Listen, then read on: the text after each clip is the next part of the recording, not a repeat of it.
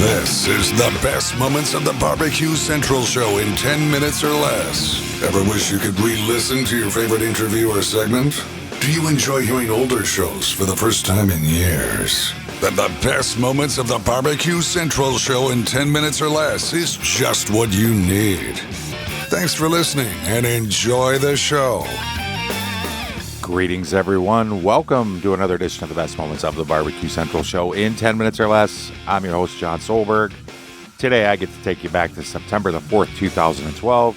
Greg Rempe was actually a guest on Chad Ward's Whiskey Bent in the Pit, immediately followed by Chad Ward being a guest on the BBQ Central show.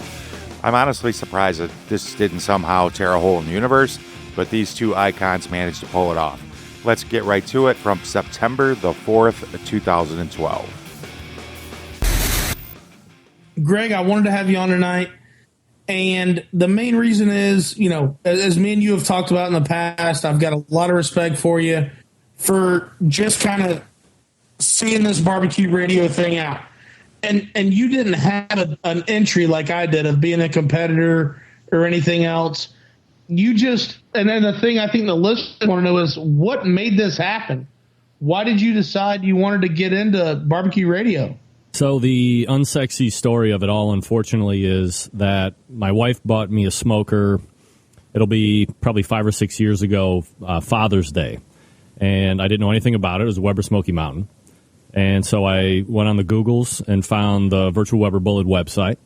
And after a good 1 or 2 months of posting, in private, I was chastised by the owner of the board saying that I was asking too many questions, so on and so forth. Now, to me, I'm like, well, it's a forum. You're going to ask questions, right? But evidently, there was only a minimum amount you could post during the course of a day.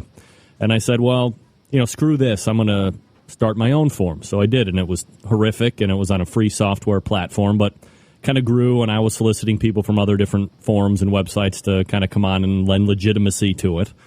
And, you know, Chad, you're in sales, I'm in sales during the day, so you have to find ways to differentiate yourself from competitors if you have competition in the marketplace. Obviously, there's a lot of barbecue forum competition, so I decided it would be of interest to start podcasting, and that's how the show started 6-7 years ago. It was just fully, you know, pre-recorded. I edited down audio. It was a 20-minute thing, and that's it. And then that started to gain popularity. So what's the best way to differentiate yourself from there?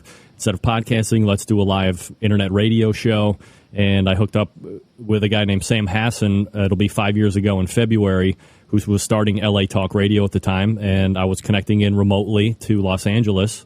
And I was doing now a live version of the podcast show. And it was strictly in means to differentiate myself from what was existing out there, to push the envelope and see if it would take. And almost 5 years down the road, here we are going strong. The live listenership continues to build. Download listeners continue to grow. So, you know, I'm just happy doing it. And if I didn't have any sponsors, I'd still be doing it every Tuesday because I love talking to people, kind of getting in their head, seeing what it's all about, and then exposing people to different stuff when it kind of makes sense as well. So that's kind of it in a nutshell. You know, and that kind of drives home the love of barbecue. And, you know, another guy that used to be very kind of rampant in the social media barbecue was JM from Celebrity Grill. Yep. And he had kind of a similar story of, I just wanted to learn, and I figured the best way to learn was just to create a format. And it kind of worked for him, you know?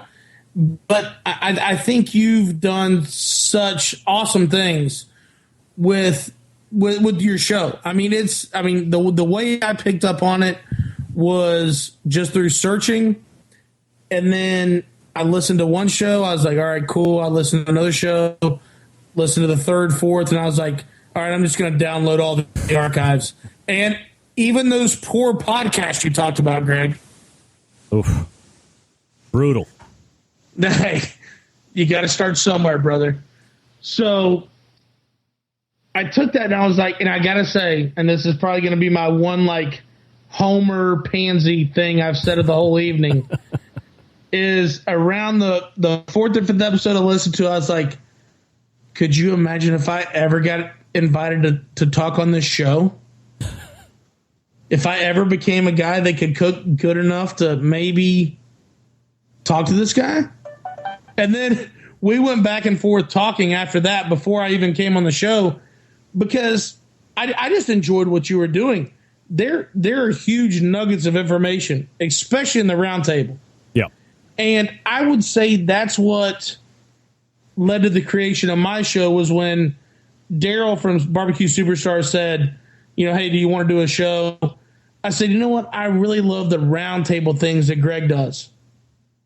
What if I could maybe not get 4 people on every week, but maybe get one guy on or 2 guys on every week and really break down every category, but also make them approachable, because it's like I've said on the show before.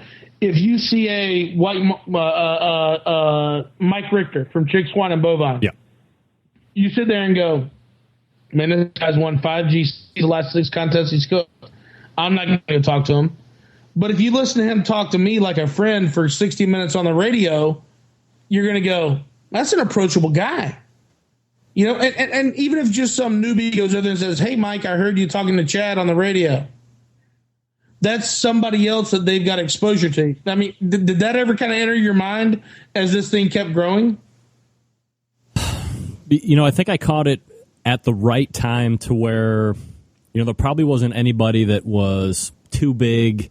It was still, infancy 6 years ago, and it still is if you're looking at it realistically. And for me, it was like, my biggest get, I remember when I was doing the podcast, was Steven Reichlin. And, but the bottom line is this, you went on the website, you found his email address, and it took the courage to blast an email off and thinking to myself, this guy's, it's probably not even going to make it to him. It's going to be some hack that's going to filter it out. But I got a response back from him in 2 or 3 hours. We had set a date, and, we had recorded the show all within a 2-week span.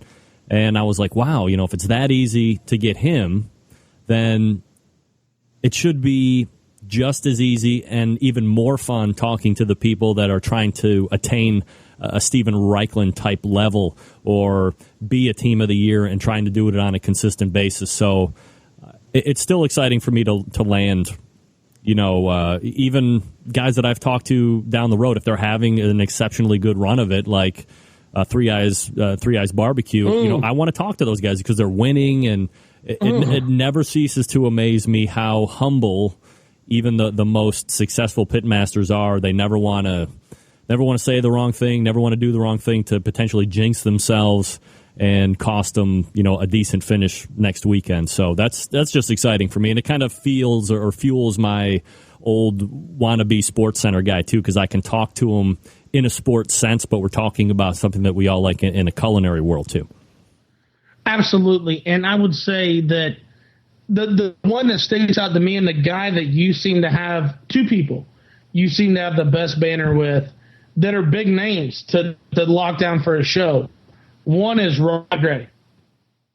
I mean, Pellet NB has ran shop for years and is always going to be feared in all competition barbecue.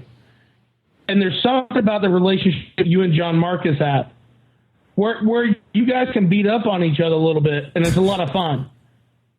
It's, Rod is his own cat, and I love to have him on.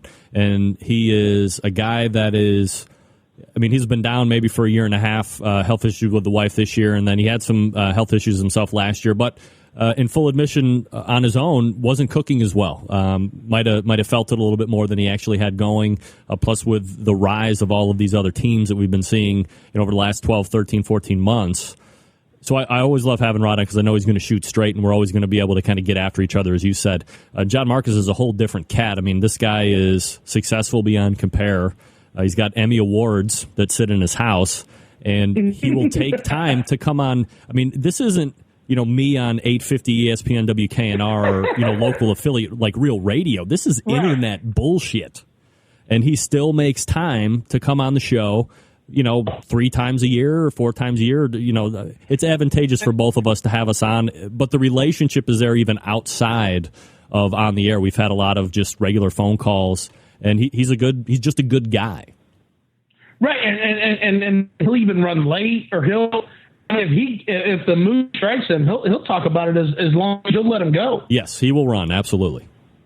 So and that's cool. So let me ask you this, Rumpy. Yep. The one interview you've always wanted that you haven't been able to land, or is there one? Man, for a while it was Dana Hillis, but ever since you said that the FBA was looking to jam people up on fire extinguishers, I got a little off that bandwagon. I have really efforted Adam Perry Lang to no avail, and I would love to talk to him. And as much as people would hate it or think that I would man down during the interview, I would like to have Bobby Flay. I think he is kind of that transcendent name that goes across barbecue and grilling lines, and I would love to have him on the show and see if he's a douche or if he's a good guy.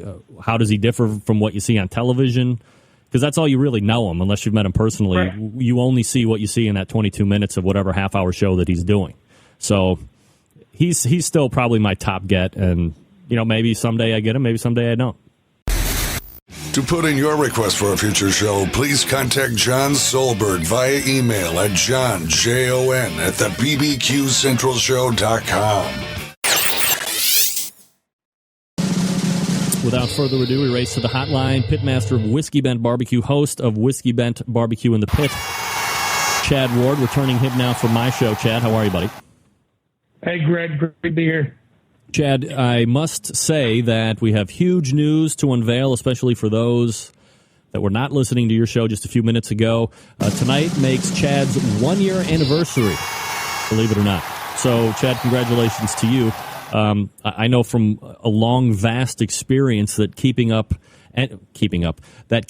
show running for 12 months, even once a week, is quite a task. So, A, congratulations. B, more importantly, what have you learned during these 12 months putting together a show each and every week? Well, one, thanks, Greg. You've been great about helping out, and any questions I have, it's been very nice to have somebody else to bounce things off of. Secondly, what I've learned is it's not so easy to do it every week. So 52 weeks, and I did 42 shows. So with the work travel and the life, everything else, it's hard to commit to that, and it makes it makes what you do seem even bigger because you rarely miss a show. I try it. Sometimes it's technical issues. And look, right. I mean, what's the internet? It's technology. So if the internet is not there, I mean, you're pretty much slammed out of the door at that point, and there's nothing you can do about it. But look, other things happen, life happens, and the biggest thing that I try to figure out, aside from having some type of a repeatable format on the show that helps you kind of build each and every week, is picking that time slot that made the most sense on the best night.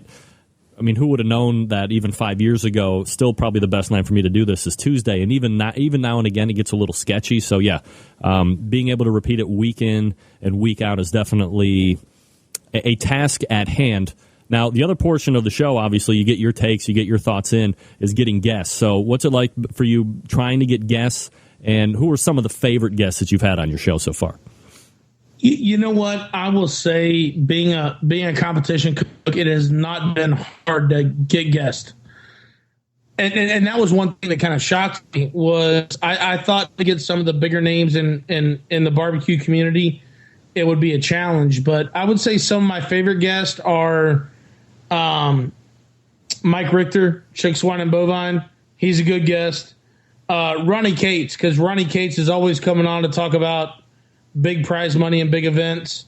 And then two of my favorites lately have been two guys that I got to know really well out in Tucson, and that's Ernest Cervantes and my real good buddy Kent Rollins from Chop Grill Masters. Yeah, those guys are definitely really experiencing a lot of success, so it's got to be neat kind of going through an event like that and then being able to kind of interview them and get their thoughts even as an interviewer versus somebody that has that camaraderie of going through the show with them. Is that like probably the biggest thing that's happened to you during this calendar year, is getting out and doing that show, Chopped? Absolutely. When you get the call and you get the chance to go out there and you go through all the hoops they want you to go through, and they tell you to get out there, and come try your hand, it's a huge coup. It actually makes your year. When you get your ass chopped in the first round, not so much. That's no good. No good. Well, I mean, I was telling Robin like last week that somebody's going to have to be the first one, but you were there, you were on the show, so even if you're the first one chopped, lick the sweat off my balls and beat it because you're jealous. Yeah. Well, and I will say this: I had the best walk off of anybody on that show. Of course, it was the best. So, I mean, at least I've got that to hang my hat on. I may have went out first, but at least I went out with a bang. Chad Ward joining me on the show here, pitmaster of Whiskey Bent BBQ and host of Whiskey Bent BBQ in the Pit, which can be heard on blogtalkradio.com. Kind of a open-ended question here, Chad, but what do you have directionality-wise for the show over the next 6-12 months? You know what, Greg? I think we're going to continue to really have kind of these. When me and you talked initially, I told you I wanted to kind of be the Roy Firestone of barbecue right. talk radio. Nobody's cried yet, which that's a disappointment. But I want to be able to kind of go and peel back the layers of the onion and get into the real detail of each category, what people are cooking on, what they're thinking. And I think we'll continue to go that way. I always envision this being more of a show for competition cooks than maybe just the backyard grilling public. And I'd like to see I'd like to see me grow a little bit to open that up to more of the backyard folks and not just the competition folks. Chad Ward joining me here on the show. Chad, just a couple minutes left here before I turn you loose. Also, aside from hosting the show, as I've mentioned a couple times here, you're the pitmaster of Whiskey Bent BBQ Competition Cooking Team based out of Florida. You do KCBS events. You've done FBA events. What is on the competition docket for you guys the rest of the year? We're going to hang out until middle of October. We've got a FBA contest down here in Mulberry. We've got a KCBS contest middle of November in Plant City. And then there's a couple other competitions look like we may do towards the end of the year. So we've had a very light year for us, and it's mostly due to me and some of the things that I've had going on. But next year looks like it's going to be full bore. You actually may see Whiskey Bent cooking a full 3 months up in the Northeast next year. So that would be fun. The Weiss families got a house up there, and it looks like we may take a couple GMGs up there and cook the Northeast all next summer. Absolutely fabulous, getting into a different region of the country and seeing how the flavor profiles and everything works up there. Anything else you'd like to get out there and promote before I turn you loose here tonight, Chatter? No, Greg, I appreciate you having me on. And you guys, please listen to us if you can. We're 2 hours before Greg, blogtalkradio.com. If you go over to Whiskey Bent BBQ over at on Facebook, you can always see the live links. And just click there and listen to the show. Thanks for having us on, Greg. Yeah, you got it. Chad Ward joining me here on the show. Chad, have a great night, and we'll talk to you soon, buddy. Thanks, Greg. All right, take care. There he is, Chad Ward. Whiskey Bent BBQ in the Pit. And there you have Chad Ward with Greg Rempe and Greg Rempe with Chad Ward, or vice versa, from September the 4th, 2012. If you want to hear the rest of this show, there's a lot of great information in it. Head to the BBQCentralShow.com. In the show notes for this show, there will be a link to take you back to this original show from September of 2012. Thanks so much for checking this out. Appreciate your feedback. Appreciate your comments. Appreciate suggestions for shows. Anything you want to throw at me, you can send that over to John. That's Jon, John, at thebbqcentralshow.com. Until next time, thank you so much for checking it out. I am your host, John Solberg. I look forward to talking to you again soon.